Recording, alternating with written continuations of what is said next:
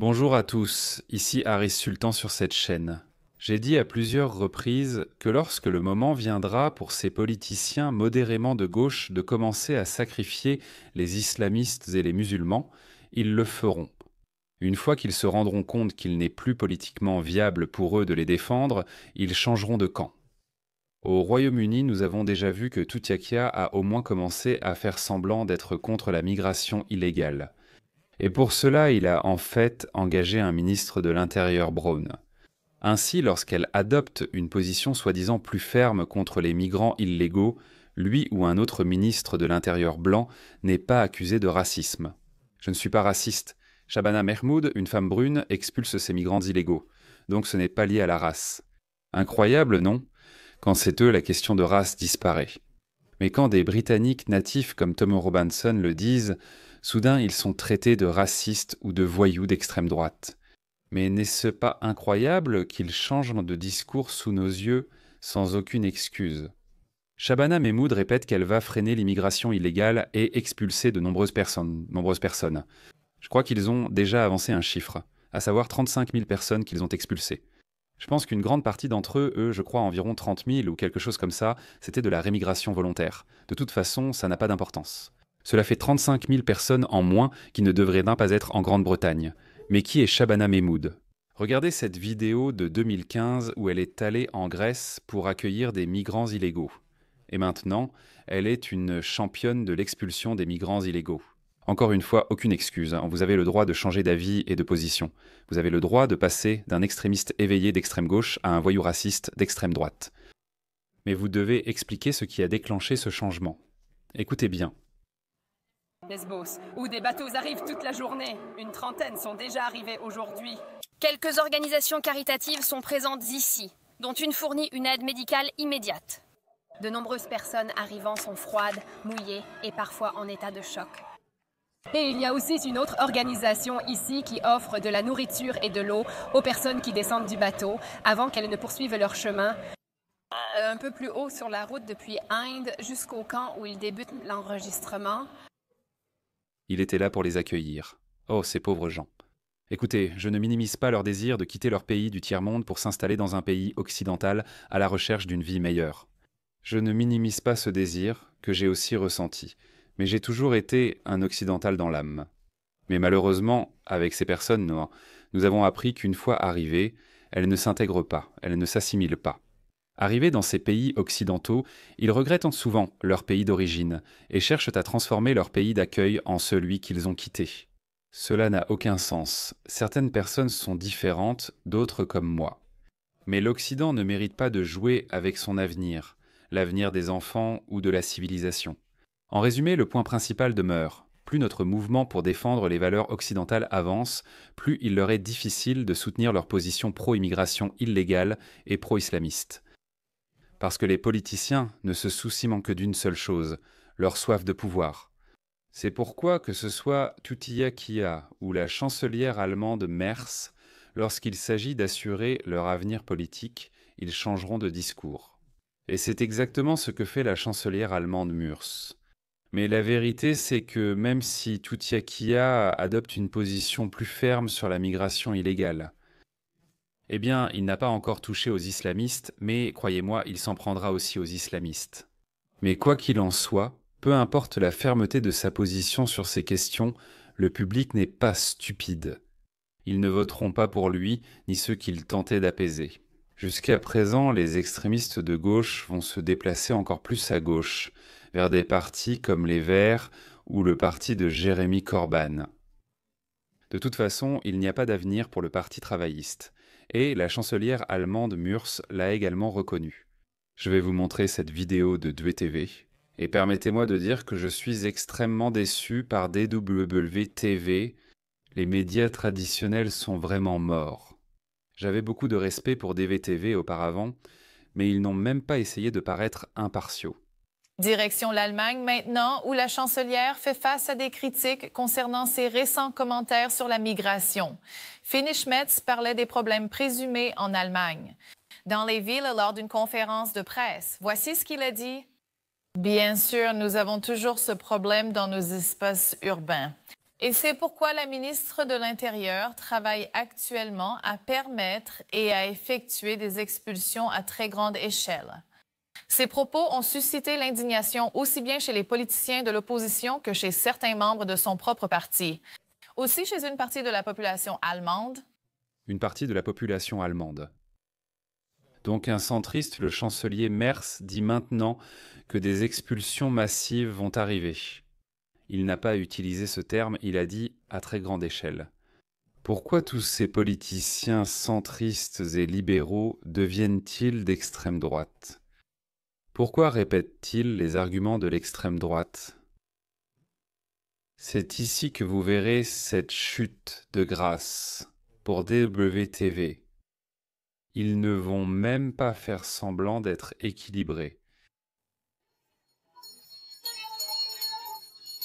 Manifestation spontanée devant le siège Union chrétienne-démocrate de Friedrich Merz en protestation. Peut-être 1000 personnes, tout au plus. Contre les propos controversés du chancelier. Parmi les participants, de nombreuses femmes, des militantes de gauche et des politiciennes de l'opposition. Au sein de la Union chrétienne-démocrate, le soutien aux propos des dirigeantes du parti reste fort, mais il n'est plus unanime. De nombreux endroits présentent une apparence et une atmosphère troublantes en ville. Mais laisser entendre que les expulsions changeraient, cela est simpliste, suscite des attentes irréalistes et ne reflète pas la complexité du problème. C'est très simpliste. Qu'est-ce que tu veux dire? Ce type vient évidemment du parti de Merz, la Union chrétienne-démocrate. Les sociodémocrates, les partenaires de coalition du chancelier, ont même accusé Merz de diviser le pays. Quand je pense à ce que ressentent ceux venus d'ailleurs, dont les parents sont venus ici, qui ne sont pas blancs ou différents de Friedrich Merz, et qui sont maintenant dévisagés. Parce que même le chancelier a soulevé la question, ce n'est pas une sensation agréable. Je pense que nous devrions éviter cela. Dans le centre de Berlin, le ton de Merz a mis beaucoup de gens mal à l'aise. Les migrants, ce sont eux. Ils ne construisent pas le paysage urbain ni n'installent les chantiers. C'est vraiment tiré par les cheveux. Je veux dire, il y a trop de migrants, c'est clair, mais pas à ce point-là, pas à ce degré-là. Il peut y avoir un problème de migration ici et là, mais cela peut être traité de manière objective et non de façon populiste avec un langage pompeux. Beaucoup sont mis dans le même sac, des gens pauvres et honnêtes avec ceux-là, et il y en a beaucoup qui profitent de nous. Nous devons faire plus de distinctions.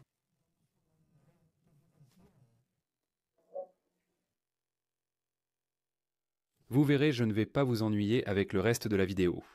Donc ils n'ont même pas montré une seule personne qui aurait été d'accord avec la déclaration de Merz. Si la majorité de la population allemande est pour la migration et contre l'expulsion. Alors comment se fait-il que des partis comme l'Alternative für Deutschland gagnent en popularité? Quelle est la solution? Voilà à quel point la situation est grave. Sur cette chaîne, où je vous ai montré ces statistiques de nombreuses fois, mais je dois les montrer à nouveau parce qu'il y a toujours de nouvelles personnes qui arrivent. J'ai parlé à de nombreuses femmes en Allemagne victimes d'agressions sexuelles, pas par des Allemands ordinaires. Jamais. J'ai parlé à 5 femmes, dont 3 ne sont même pas allemandes, mais réfugiées elles-mêmes. Toutes ont subi des agressions sexuelles de personnes originaires d'Égypte, de Syrie ou de Tunisie.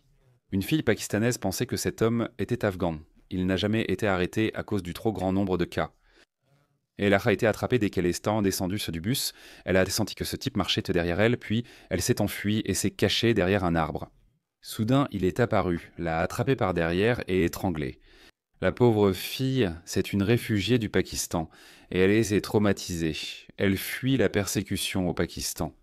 Et en Allemagne, elle a été traitée d'une manière qu'elle n'a jamais connue au Pakistan. Voilà à quel point la situation est grave. Mais cela dit, à cause de ces personnes, l'Allemagne adopte désormais une position plus ferme envers les demandeurs d'asile. Des femmes comme elle, qui sont de véritables réfugiés. Je sais pertinemment qu'elle est une véritable ex-musulmane. Sa vie sera en danger. Elle est à la médecin et elle sera un atout incroyable pour la société allemande. Mais même elle sera expulsée. C'est à quel point la situation est compliquée. Alors, laissez-moi vous montrer quelques statistiques, d'accord? Voici le top 10 des taux de suspects pour délits préliminaires sexuels sur enfants en Allemagne. Afghanistan. 68 fois, ce qui signifie que vous êtes 68 fois plus susceptible de commettre des violences sexuelles contre des enfants. Afghanistan, 47. Algérie, Guinée, Pakistan, 41. Pakistan aussi. Pakistan, Gambie, Irak, Liban, Somalie et Syrie, Tunisie. D'accord, mais DWTV vous dira le contraire. Ils vous montreront que les Allemands sont terriblement en colère à ce sujet. Nous allons aborder ce sujet. Il s'agit de viols collectifs, d'accord ? Depuis fin 2015, l'immigration en Allemagne s'accompagne d'une hausse du pourcentage d'étrangers impliqués dans des viols collectifs. En 2013, c'était 38%, puis ce chiffre a augmenté en 2014 à 46%, en 2015 à 41%, en 2016 à 68% et en 2017 à 67%. D'accord, c'est là que l'arrivée massive a eu lieu. Donc ça a augmenté. D'accord, waouh, c'est tout simplement illogique.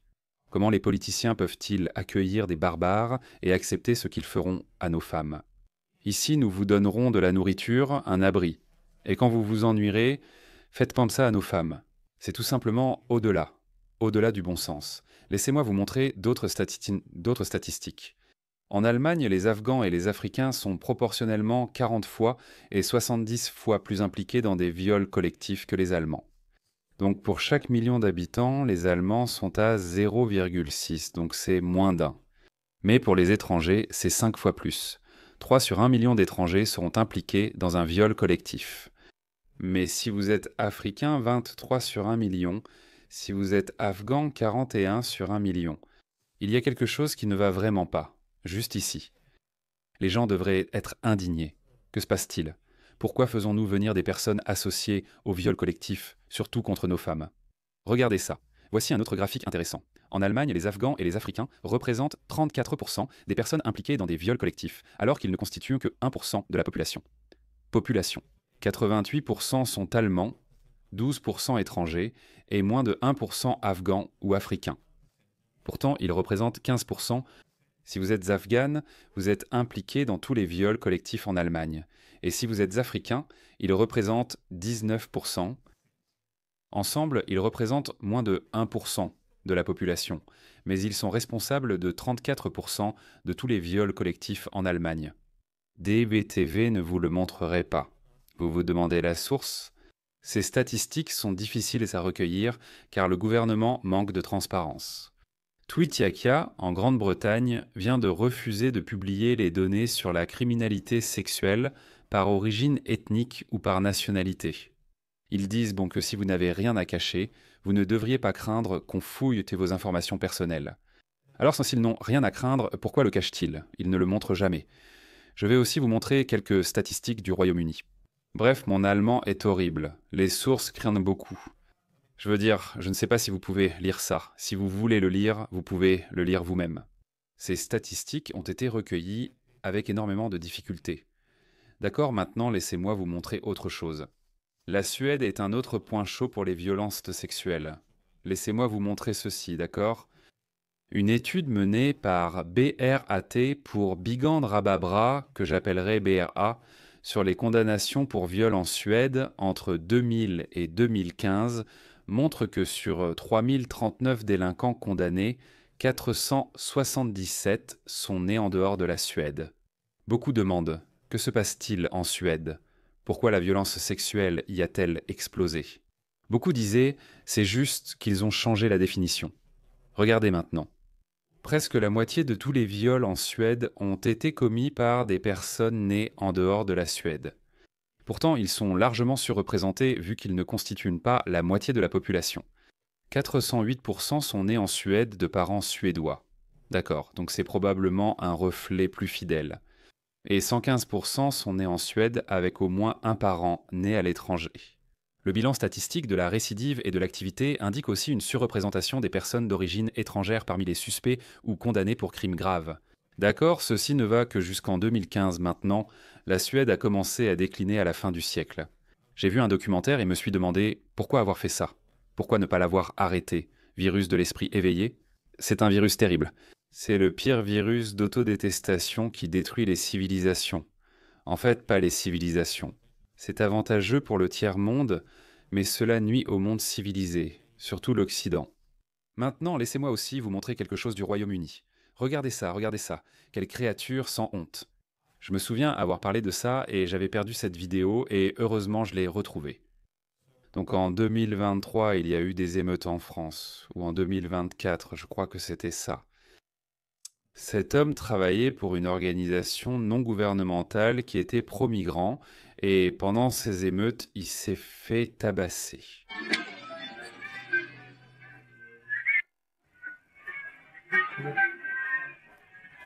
Quel idiot, quel idiot. C'est l'un de ces moments dont je parle souvent.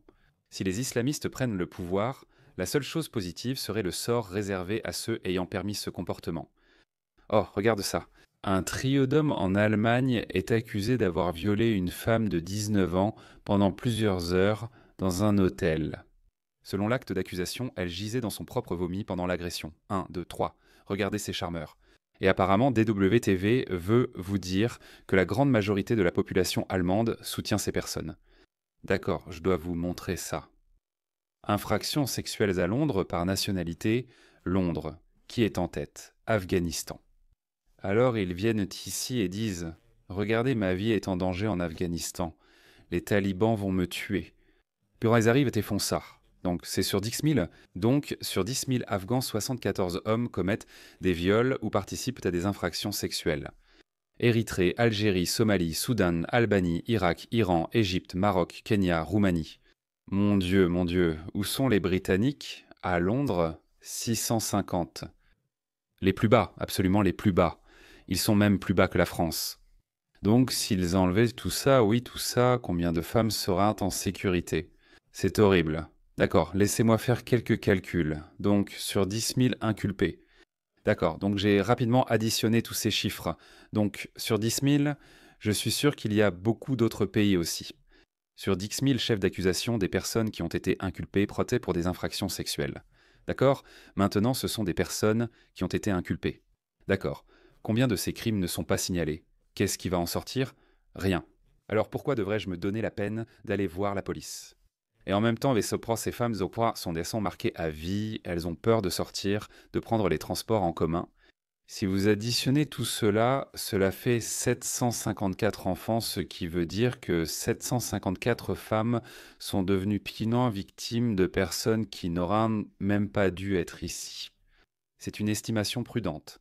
Comme je l'ai mentionné, il pourrait y avoir bien plus de femmes agressées sexuellement. D'accord, donc ils savent. Le point, c'est qu'ils savent.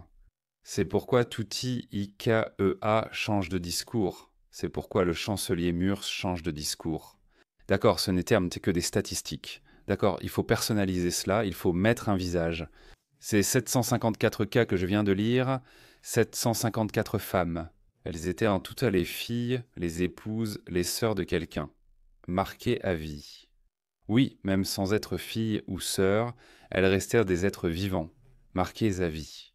Et je peux vous garantir que la plupart de ces hommes ont été relâchés, ils ont été libérés par des juges progressistes.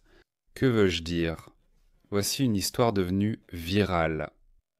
59 millions de personnes ont lu cette histoire qui s'est déroulée en Suède. Les statistiques que je vous ai lues s'arrêtent en 2015. Presque 50% de ces viols ont été commis par des personnes nées en dehors de la Suède, donc ce ne sont pas des Suédois. Écoutez cette parodie de justice, cette atrocité. Un tribunal suédois a décidé que l'homme érythréen qui a violé Meja Åberg, âgé de 16 ans, ne sera pas expulsé parce que le viol n'a pas duré assez longtemps.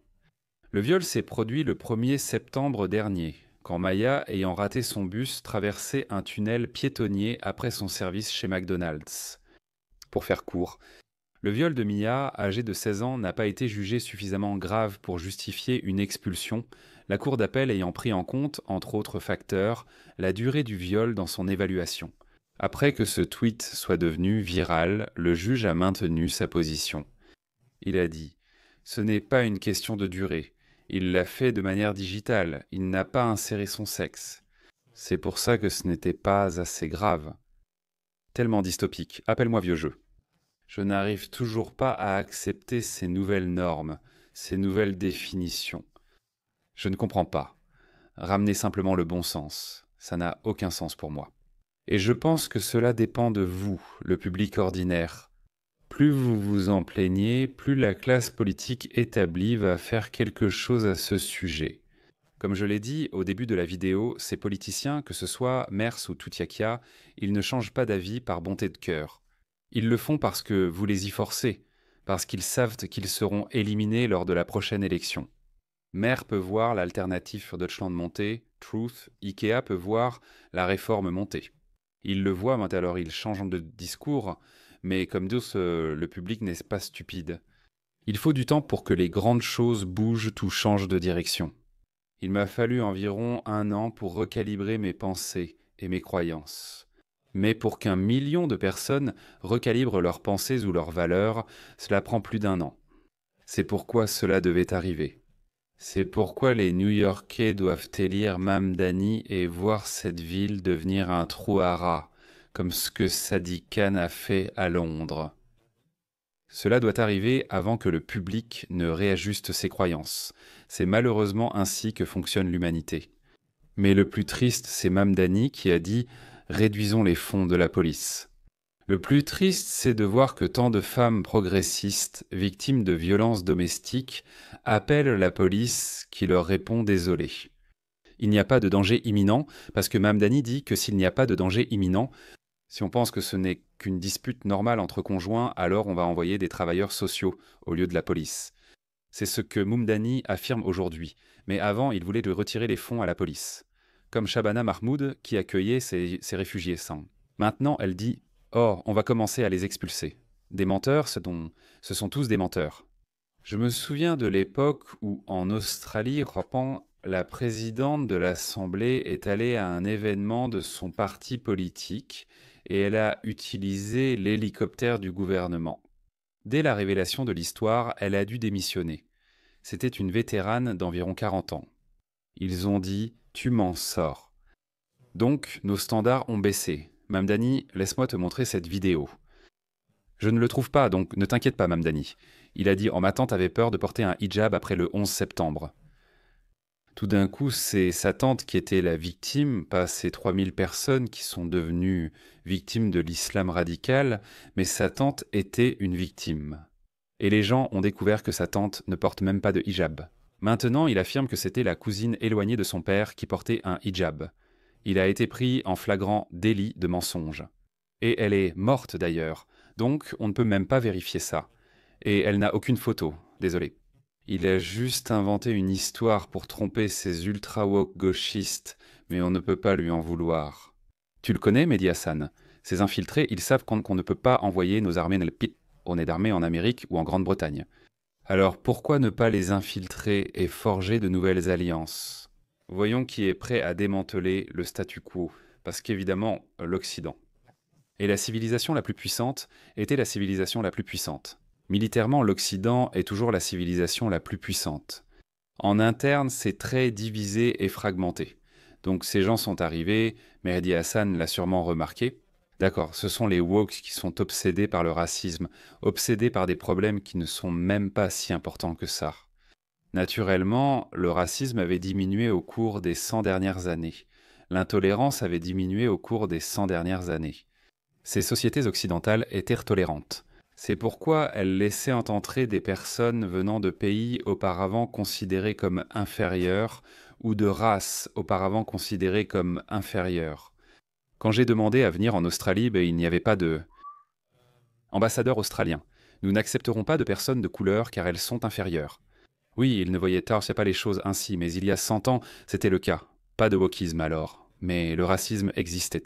Mais ensuite, tout à coup, le seul problème en Occident, c'est le racisme et l'intolérance, c'est tout. Comme si rien d'autre ne se passait en Occident. Ces islamistes, en arrivant, se sont dit « D'accord, voyons. Comment pouvons-nous affaiblir l'Occident de l'intérieur? Trouvons ces idiots utiles. » Et ils les ont trouvés. Et chaque tweet que vous regardez de Mehdi Hassan, toutes « Oh, tu es un raciste, un fanatique, tu es ce raciste, raciste, raciste, raciste. » Comme si rien d'autre n'existait. Fasciste et raciste, leurs mots favoris. Une critique de Mamdani. Êtes-vous raciste? Non, nous n'aimons juste pas ces valeurs. Ces valeurs sont à l'opposé des valeurs américaines traditionnelles. Non seulement il est un islamiste caché, mais il est aussi marxiste. Mais de toute façon, je pense que ça va être intéressant. Londres était parti à la dérive, peut-être que New York aussi. C'est juste triste comme ça. Comme je l'ai dit, il faut continuer à se battre. La tendance change. Oui, vous trouverez quelques cas étranges, ici et là, où il semblerait qu'ils gagnent. Par exemple, vous savez, Mamdani et Minneapolis et toutes ces villes. Nous pourrions perdre certaines villes, mais le changement global n'est pas en leur faveur. Ils ne peuvent pas gagner. Je refuse de croire cela. Très bien, c'est tout. Quoi qu'il en soit, si vous êtes arrivé jusqu'ici, merci. Merci de liker, de partager et de vous abonner à la chaîne. Si vous souhaitez soutenir la chaîne, vous pouvez devenir mon membre ou mon mécène, ou vous pouvez m'offrir un café sur buymeacoffee.com. /Arasulta. À bientôt. Ta'a.